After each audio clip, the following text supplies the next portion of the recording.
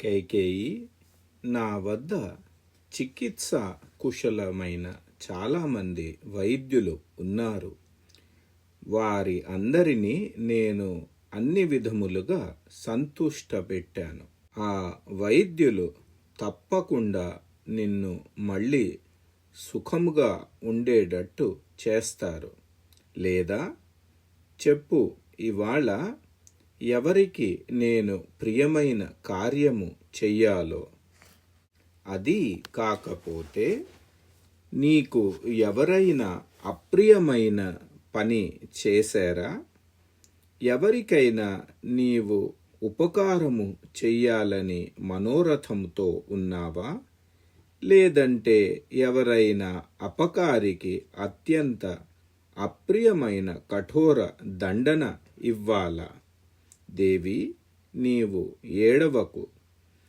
నీ దేహాన్ని ఇంక శుష్కించద్దు.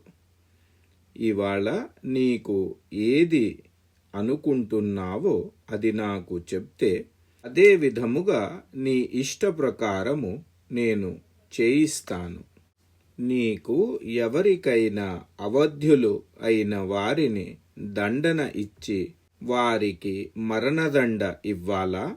లేదా ఎవరికైనా ప్రాణదండ ఇవ్వవలసిన అపరాధికి దండన వెయ్యకుండా వదిలేయాలా?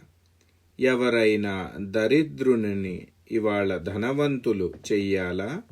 లేదా ఆ ధనవంతుడు దగ్గర మొత్తం ధనము అంతా తీసుకోవాలా?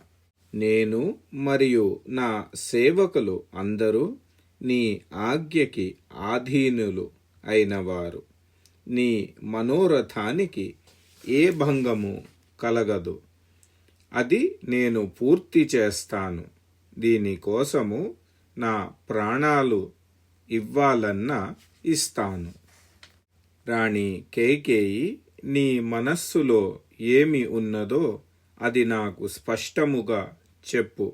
నీ స్నేహబలము నీకు తెలుసు కదా.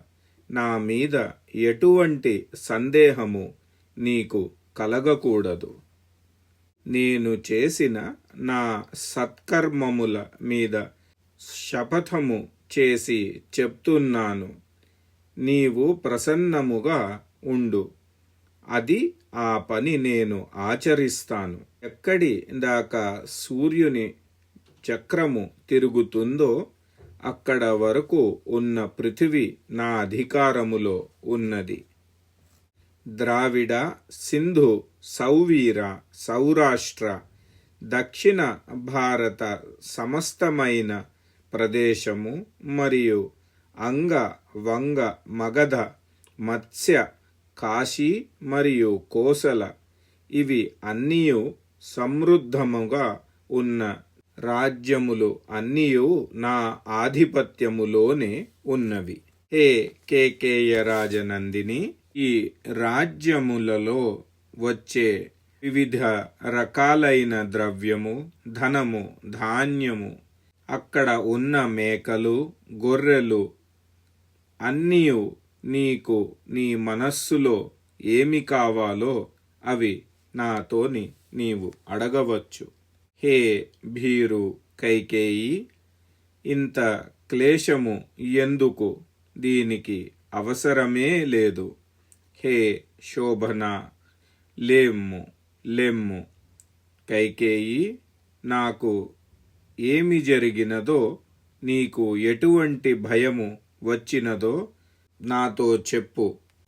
ఆ అంశుమాలి సూర్యుడు ఏ విధముగా అయితే ఉదయ కాలములో మంచుని దూరము చేస్తుందో ఆ విధముగా నీ భయముని సర్వథా నేను నివారణ చేస్తాను.